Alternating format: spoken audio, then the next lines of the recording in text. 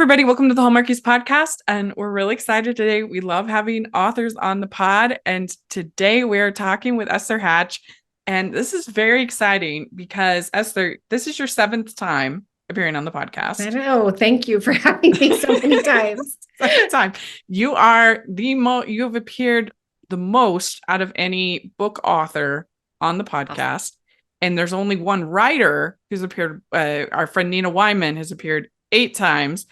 And so, you're coming close to her record. Thank you. Yes. Yes. But it's been a bit. So I'm excited to have, I guess we had you on with the group of writers but solo, it's been a bit. So glad to have you back. Yeah. It's so good to be here. So how have you been? Has your 2024 been going for you? The beginning of the year has been very busy for me. I've had a great year so far. It's been awesome. I just had a book release and I've got another one coming in August, which means I've been working on edits and things for both of those. And we also we got an RV for Christmas. So we've been on like 4 RV trips this year just to break it in really good and make sure we get our money's worth. So we went and watched the eclipse in it. And that was our first, it was like a week long living in an RV and we did great. So only broke a couple of things. So it's been a good year so far. That's cool. You see, that's more my jam. Because I hate sleeping on the ground. So camping in general is but if I'm not sleeping on the ground, it's a lot more palatable to me. Yeah. So I think the RV style is more my jam. Yeah. And our bed's comfortable. We made sure. If it wouldn't have been, we would have upgraded it. Yeah. Where'd you go to see the eclipse? We actually ended up in Arkansas. It was a nice thing about having an RV. We had planned Dallas, but the weather kept saying it was going to be cloudy. And I think Dallas got still a pretty good view. It was cloudy, but it kind of broke open for most of the people there, which is awesome, but we didn't want to risk it. So we just turned and went a little further north and went to Arkansas and went to Ozark, Arkansas. And it was beautiful and had a great time. That's great. Yeah, that's great. Yeah, I was working, I was substitute teaching the day of the eclipse, and so I kind of missed that whole movement, but it seemed like it was a lot of fun for people to get. And the totality is whatever you can to I don't know, spice up life. Who cares? Yeah. It was great. Yeah, that's cool. Yeah. Ho, ho, ho. We'd like to take a second and thank our sponsor for this episode of the podcast. It's the Hallmarkies Patreon. Do you love Hallmarkies podcast, especially at Christmas? Do you enjoy the holiday previews, recaps, interviews, and bonus episodes? If the answer is yes, please consider supporting the Hallmarkies Patreon. We need your help to do what we do both during the Christmas season and all year round. But not only do you help a podcast led by strong, independent women by becoming a Patreon, you get to become a part of the Hallmarkies family. Starting at only $2 a month as a patron, you will have access to our Facebook Patreon group where we talk about the movies, shows, and more all year. We also have many monthly patron watch-alongs with guests like Lacey Chabert, Natalie Hall, Paul Campbell, Mary Lou Henner, and more, giving their behind-the-scenes details of their films. As a patron, you also have the chance to provide input into the podcast and even join us at different tiers. So this Christmas season, spread some cheer to the Hallmarkies Patreon and become a member today. You won't regret it. Go to patreon.com/Hallmarkies to learn more. That's patreon.com/Hallmarkies. So you had last Christmas season, you had One Small Secret.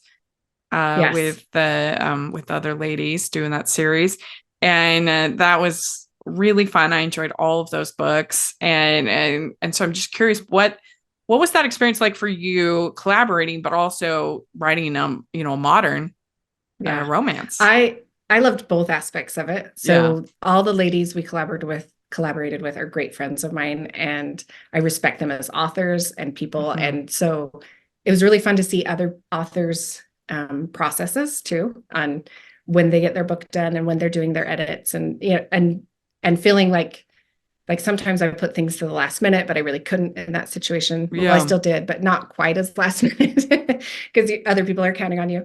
And I absolutely loved writing it in modern. I love to read modern, like rom-coms. Like it's one of my favorites. I've been avoiding writing it a lot because after I started writing historical, which is also one of my favorite things to read, historical romance got harder to read, like just because I would maybe compare myself to those if they were so good. I was like, why can't I write something that's good? And so I kind of saved rom-coms as like my safe space. But I think I've also just like grown up and been able to step aside a little bit for myself when I read now. So I'm hoping I can do more contemporary without like ruining that space for me in my reading. So I have a lot more historicals planned than contemporary, but I think I'll do that again sometime because there were just some really fun things about writing nowadays. Like texting was like, I loved making text conversations. I don't know, like it was fun. So how did you get the idea to like kind of base it on Bachelor Mother? How did that all happen? I think it happened.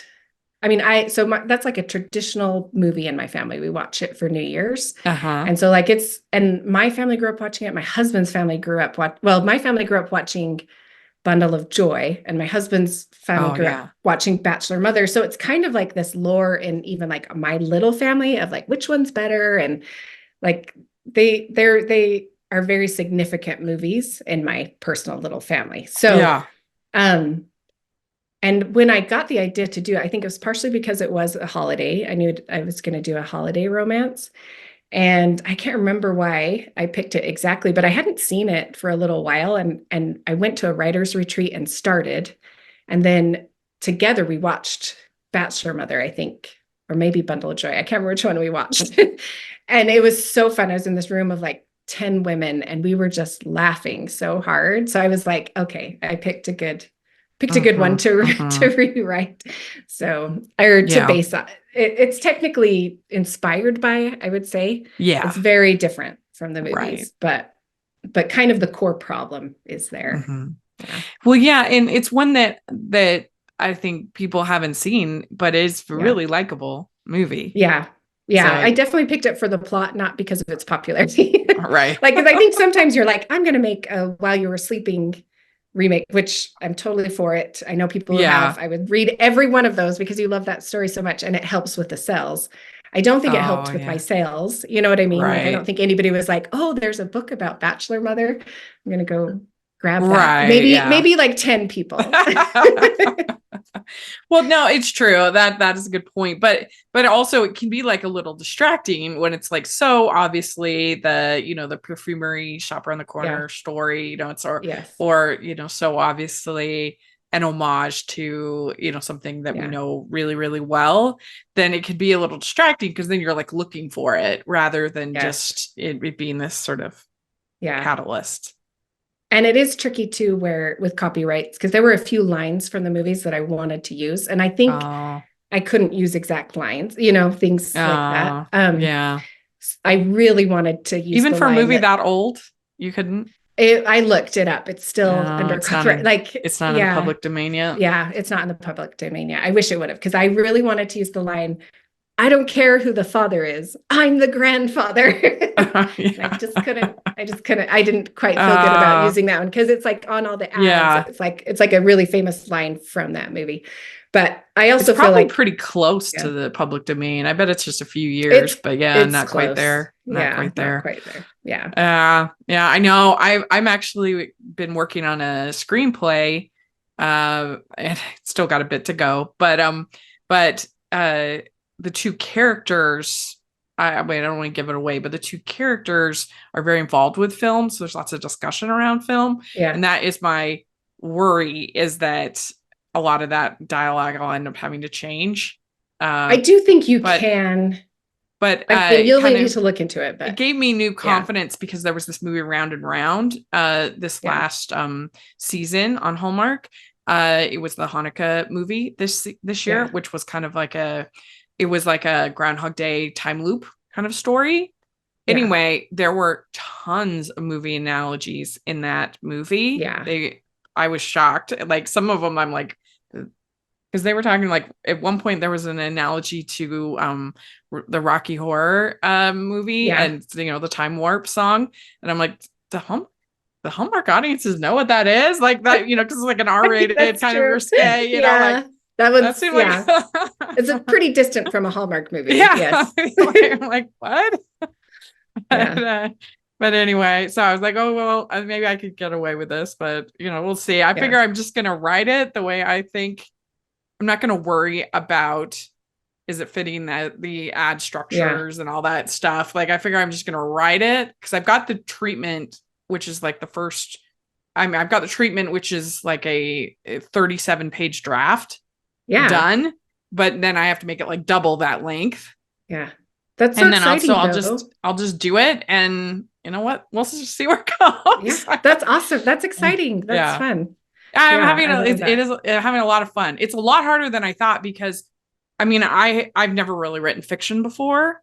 But also I'm used to kind of writing, when I do write my reviews and things, I'm used to writing kind of more of an essay sort of format, and at least in my experience so far, it's like everything is through dialogue in a screenplay. Yes. Everything. So you can have few like actor notes, of course, but for the most part, everything is all conveyed through dialogue. And it's like, that's been challenging. So it's fun to try something new. It's a very different, because I've thought about like trying to do a screenplay, and it's like a totally new learning curve for an author too. Like maybe the plotting isn't, but even that, I think like the pacing probably is, because if you look at the word count of a novel versus a screenplay is so much smaller. I don't know, like 15% or something. It's significantly shorter. And like, so you have to convey so much in so little. In these TV rom-coms, you want them to be around 100 pages. Mm-hmm. But there's so much space. It's in that format. It's way shorter. The word count would be way. Because your page is so much white space on those. Right. And it was kind of like, it was surprising. I would think a scene, this is going to take up like a bunch. This is going to be, but it actually was like, that was like 2 pages. It's like, we got to stretch it out. Anyway, but so that was fun. And I'm glad to hear that you're going to be continuing to do contemporary, because I think so. Yeah.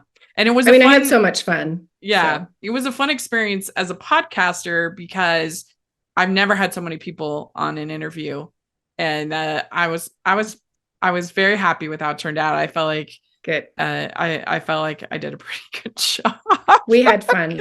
Making sure everybody got heard, no one's talking over each other, and it was challenging, but a lot of fun. Yeah, a lot of fun. We really enjoyed coming on your show, so thank you. I got to touch base with all those ladies, because I really enjoyed reading their books, and I really enjoyed having them on. It was fun. But anyway, so you have coming out this month, you have There Goes the Groom. Yes. And so why don't you explain what's happening with this book? It's kind of a unique situation. Yeah, this is a unique situation. So There Goes the Groom is the third book in what I call my Romance of Rank series. It started with Manor for Sale, Baron Included, and I think we were on here and talked about that. And then I went and wrote The Earl's Hideaway, No Ladies Allowed. So those two were planned, and I have 2 more books planned for the series.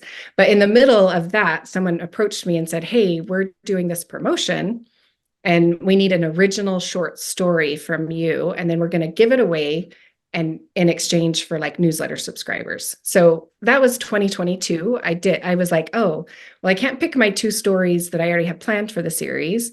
So I need to find a character from my previous books to write a really short story. And I really thought when I started it, I was just going to write this story. I picked Matthew Harrison, he's in Manor for Sale, Baron Included, but he's like the guy that doesn't end up marrying Sally, the main girl, and is kind of a little bit rude to her. Not rude, but like he's marrying her for money, basically, and makes it clear. And anyway, so So I was like, well, I'll choose him. I'll write a story. Nothing ever will happen of it except for I'll give it for free. But then I started it and I just fell in love with this story. I had so much fun with it. It was so lighthearted. In some ways, I think because it just had to come from nowhere, I felt more free to do like something a little out there. I don't know. Like the storyline of this one is one of my most ridiculous, I would say, and I don't say that in a bad way. Like to me, that's kind of good because they're basically my romantic comedies of the Victorian era. So I kind of want these crazy situations. But I just had so much fun with the short story that I was like, I have to extend it. So before I even finished it, I knew it was going to be extended. I already had ideas for like, it didn't have an epilogue. I was going to add an epilogue, but also scenes that would need to happen. And then so this year, I finally got the chance to extend it. And now I'm releasing it for sale as a book. So it's never been for sale before. This is its first release. It was only ever given away, but some of you might have read it in like a short version. I would say if you like the short version, I think you're going to love the book. I'd be curious to know what your thoughts are. Yeah. Well, actually. So I was reading it and I was like, wait a minute, I've already read this before. and so I was like, did I get the wrong one?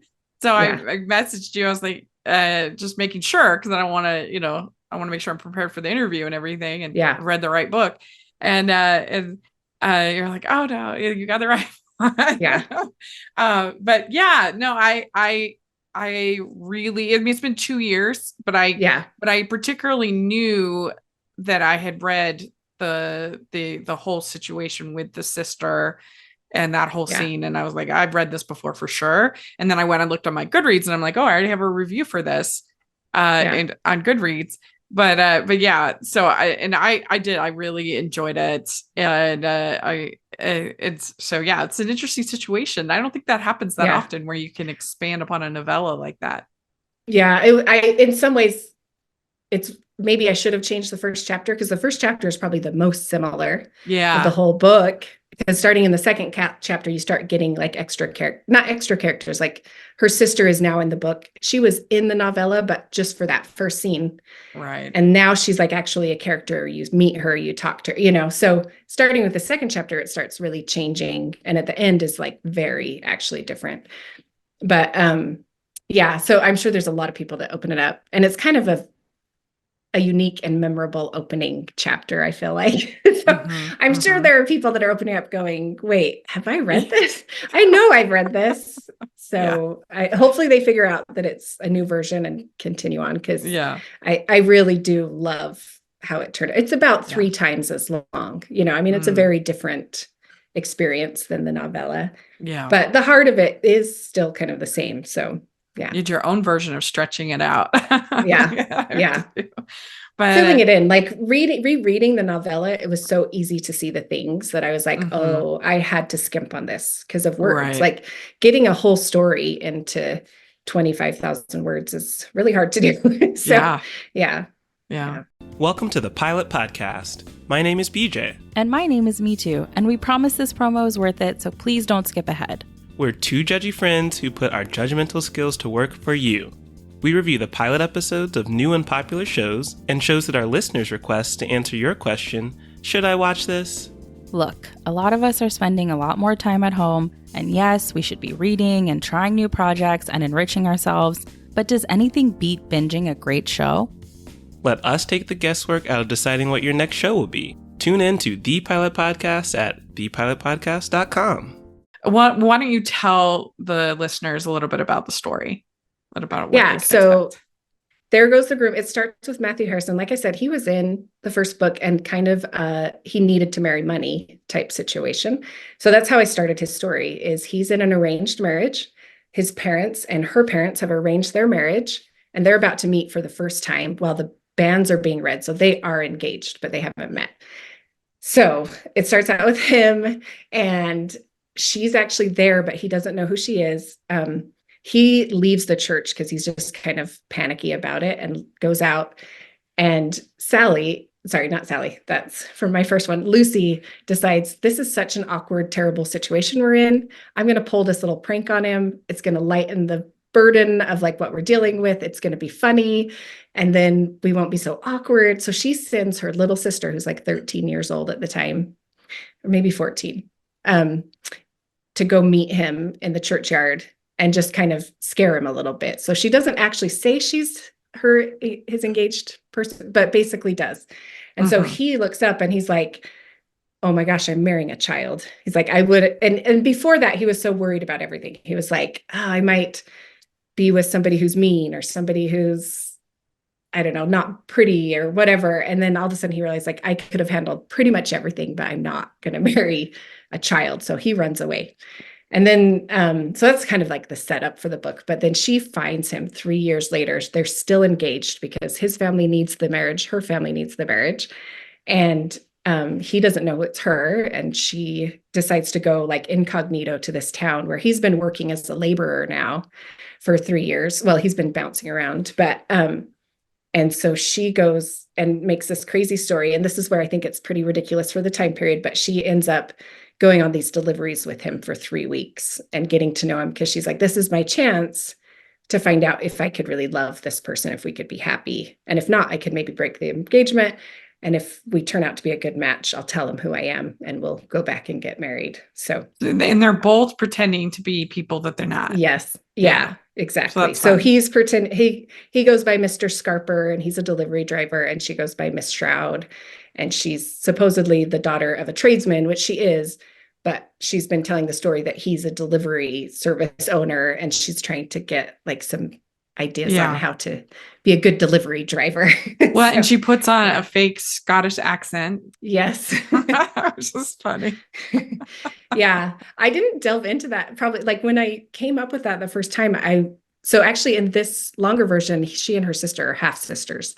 And in the first book, the first version, they were full sisters. And so I threw that in there to just really throw him off the case, like, because he had just seen his mother's carriage in town. And then a week later, this person shows up and wants to start spending time with him. So like the Scottish accent was kind of like the last thing of her persona that was like, I need to make sure he knows I'm not who I am. So, yeah. So this is Victorian, not Regency. Right. Yeah. Okay. Now, was arranged marriages, was that like a thing in Victoria? It was really starting to go out of style at that time, but it was still happening. Yeah.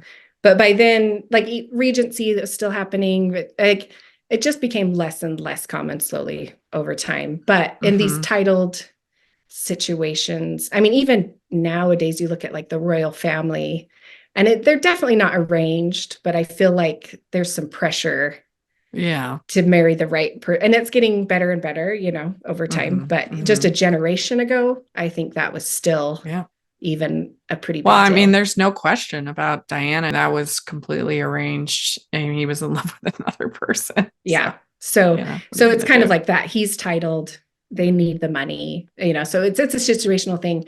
It was less common at that point for sure. Yeah. Diana and Charles, one of my saying.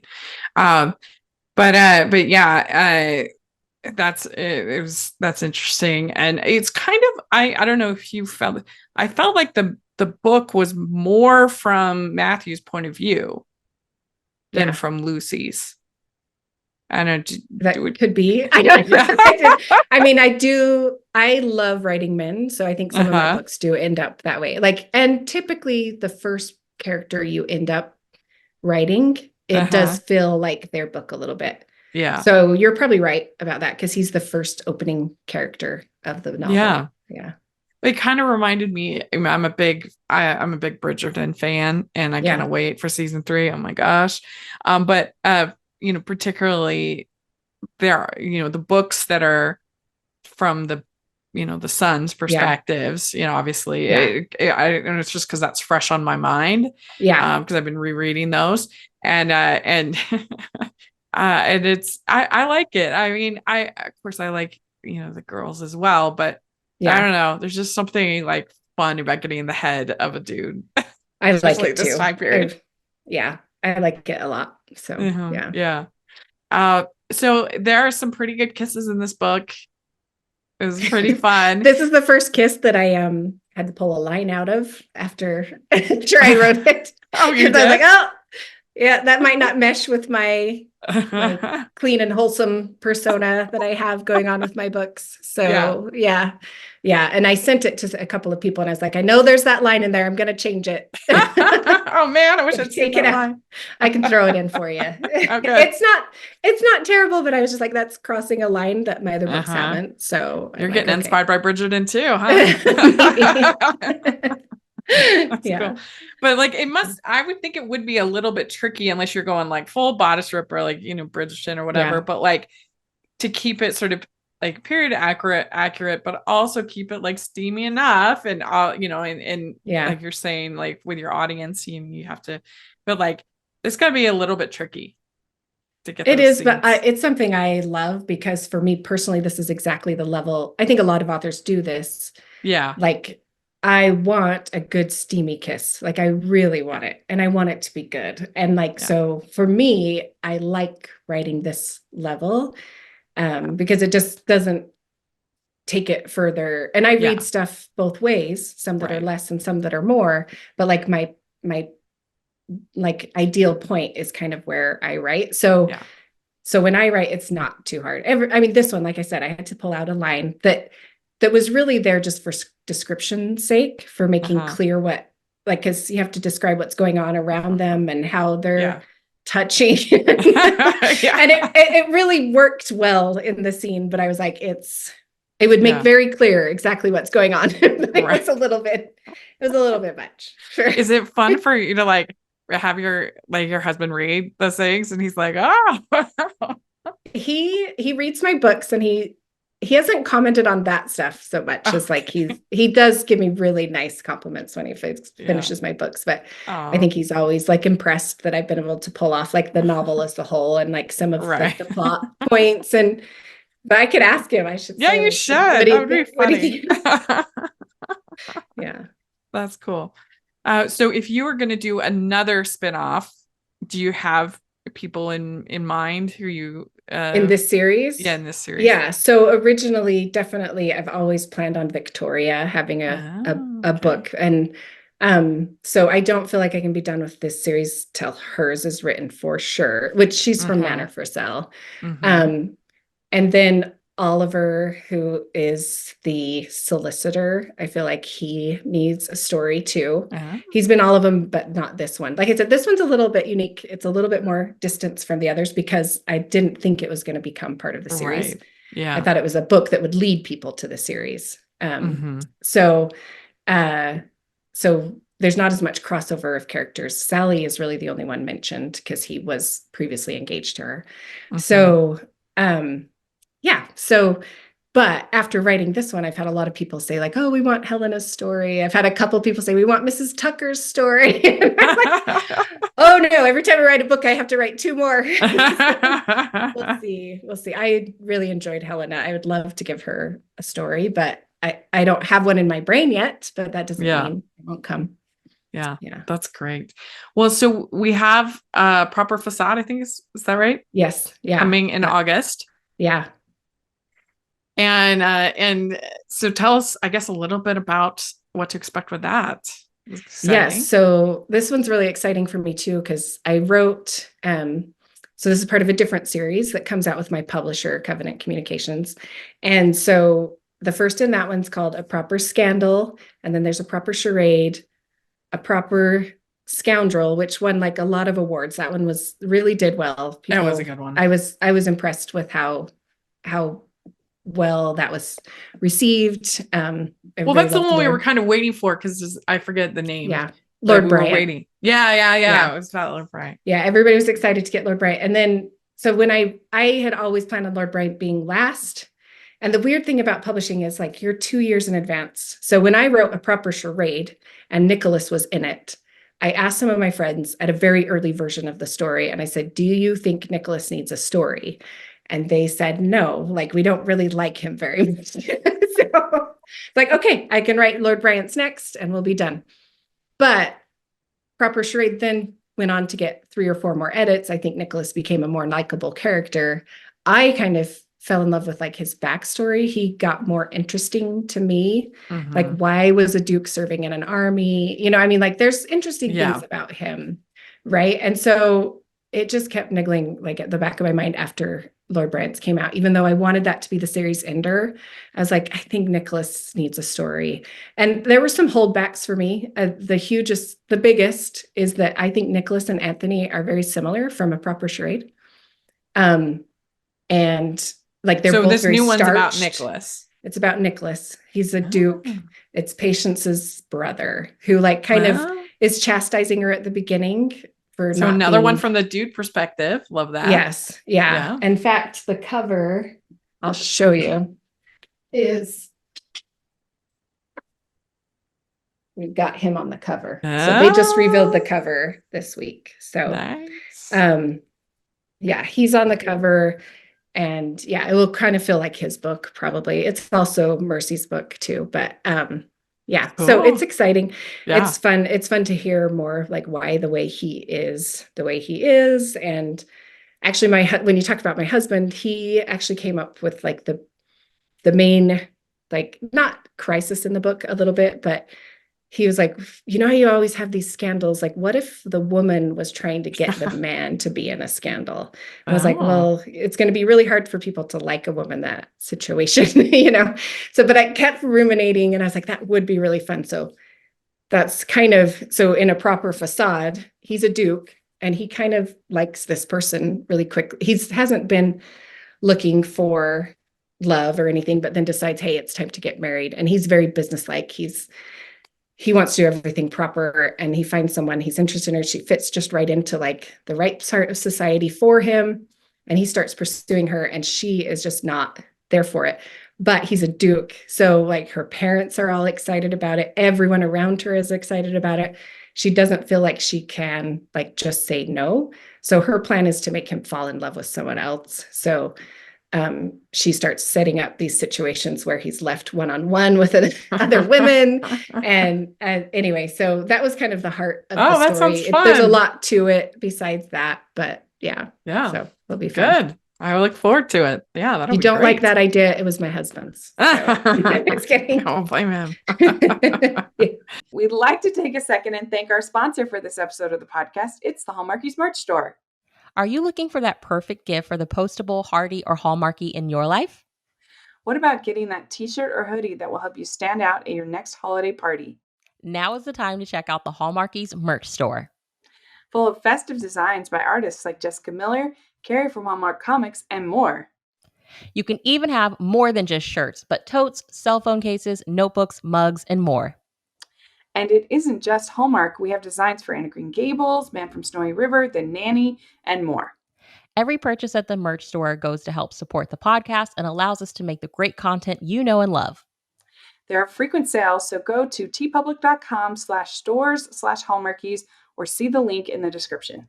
That's tpublic.com/stores/Hallmarkies. Well, I thought it would be fun to end the interview. We've done since you've been on so many times, we've done all of our basic questions. And so I found this set of questions about Jane Austen. And since you've done some Regency, I just thought it would be fun. Yeah. And so here we go. First question. What is your favorite Jane Austen book? So I can't get over Pride and Prejudice. I know it's cliche, but I would say that. And then same. As I've gotten older, Persuasion actually has like a huge piece of my heart too. I love Persuasion. When I read it as like a teenager, I was like, she's so old, 27. And now I'm like, bloom. It's their second bloom. Yes. Well, and now I'm like, that's the perfect age for a novel like this. So yeah, I think perspective helped with that one. So now I love Persuasion. Yeah. Yeah. I mean, Pride and Prejudice is my favorite. I think the way that it builds tension, and by the middle, when she refuses him, it just feels like there's no hope. There's no hope. And then everything that happens, it's just so brilliant, and such great characters, such good writing. So yeah, I'm with you. And if people want to hear more of our thoughts on Persuasion, you were on for our Persuasion ranking. Yes, I was. Yeah, that was fun. But yeah, I all her books are wonderful. But yeah, I mean, and Sense and Sensibility, I always have a special place in my heart. It was the first one I ever read. Oh, and yeah. Because it's about sisters, and I have 3 sisters and things like that. Who is your favorite protagonist? I just That's feel a like, hard one. I mean, Elizabeth is so fun, and her sharp wit. But I also really love Anne Elliot, just with how she's always ready in an emergency. Yeah. She's so kind. She's looking for everyone else. Like she definitely is kind of the Cinderella type personality that is always kind of draws me I mean, in they're a little all bit so too. great. I love Marianne and Eleanor so much too. And I love Emma. I think Emma is fun. Actually, Emma is super she's fun. the most flawed of any of her heroines, but in a way that kind of makes me like her too.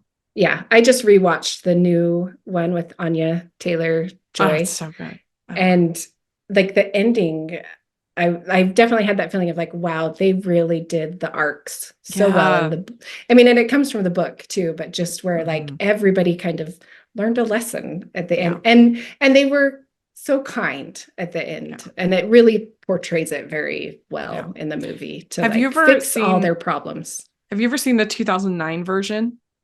BBC. Probably. It's so good. You should check it out. I'd have to see a picture, but I'm Wait, it's really good. Of Emma, is that the one Emma with Rose? No, it's not Rosamund Pike. Romalia, and it's got I've seen it for sure. Yes, I love that one too. It's so good. Yeah. But I think I might actually say Emma. It's either Emma or Lizzie. Those are my 2 favorite. But they're all great.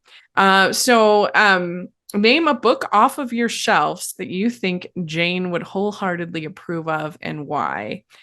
And I'll go first for this. I absolutely loved a book from, I think it was 2022 actually, called Better Than the Movies by Lynn Painter. This is a YA. Normally I'm not YA.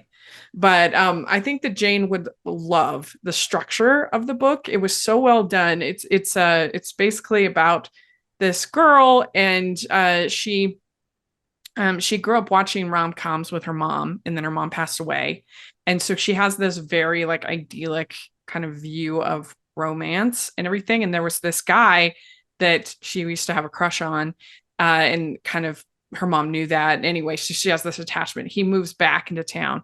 So she starts to become interested. Well, she has this neighbor who's this like grumpy guy named Wes.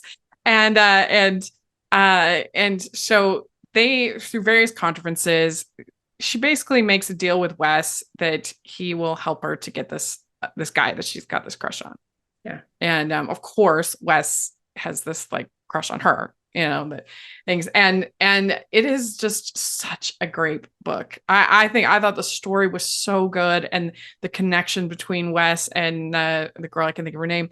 But I loved it so much that I reached out to Lynn and had her on the podcast. And really? Yes. And I just thought it was great. And at the beginning of every single chapter, there's a quote from a classic rom-com, and it's kind of a continuing dialogue throughout between her and Wes that he's cynical about all these, oh, you think you had a meet cute, and so there's kind of work it in the tropes and stuff. It's fun. And so anyway, I loved it. And I just think that Jane Austen would really like the way that the chemistry is built, and the way the conflict is done, and I just think it's a really good book. So I think she would love it too. Yeah. Yeah. I just read that. I probably saw you recommend it or something, because I read it just a few weeks ago and loved it. I totally agree with everything you said. I loved it. So I think that's so cool that you had her on your show too. It would be awkward if you were like, no, not great. No, I loved it. I just listened to it not too long ago. It's good audio too. Yeah. So when you asked this question about like on my shelves, I looked back at my shelves and I thought, like, mine are like so filled with Regency romances, and I just thought it would be fun for Jane Austen to see someone like my shelves, because really she's like the birth mother of that. Like, right. Like how many Regency books are there now? And so that's kind of was my first thought, was like, what an amazing thing for her personally, to look at a shelf and see like there are just I would love libraries. to hear what she thinks about things like Clueless, you know, and just like the legacy of her stories and how they keep getting retold and retold, and we're here for every single one of them. You know, like exactly. You can make as many as you want, and I will watch and listen and read. Yes. Yep. Agreed. Yeah. All right. Name a book off your shelves that you think Jane would have hated and why. And the one for me that I thought of pretty immediately is the book Julie and Julia. And I thought, oh, I'm gonna love this. I love Julia Child. I love I'm a foodie, I guess, and it just sounded charming. But I have to say, every single book I have ever read that is based on a blog has been terrible. And I'm a blogger. I mean, that's how I got my start. But there's just like transforming that relaxed style and this somewhat snarkiness in most blogs and things to a full book. It just doesn't work. And that's definitely the case with this. She's so unlikable. She's so miserable. You get no joy out of her doing this project. I mean, it's just like, why are we doing this? Like, what's the point? And and if anything, I mean, you still feel that way in the movie to a certain extent. Like, she's just kind of miserable, but like Amy Adams is just such a warm actress and Nora Ephron's a really warm director that they made her more palatable in the movie than in the book. That makes sense. So I just think I don't think Jane would have any tolerance for Julie. I don't think she would feel like she would just like shape up, like stop feeling sorry for yourself. Yeah. Well, so that's one I thought of. I picked a book that I actually really liked, but I don't read in this genre very much. So one of my friends recommended Relic to me. It's by Preston and Child. They're like, I think they used to be New York Times writers. They were writers, maybe not for the New York Times. So it's like a horror book where there's like this monster under the Museum of Natural History or something. And I just don't normally read books like that, but it's so well written, so compelling.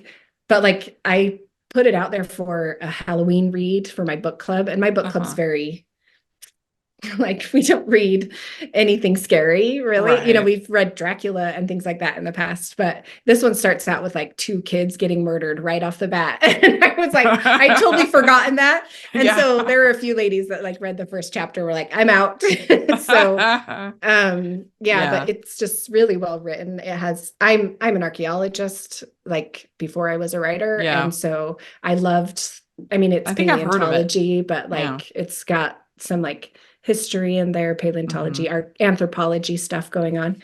So I really liked it. It was fun, fast paced and fun.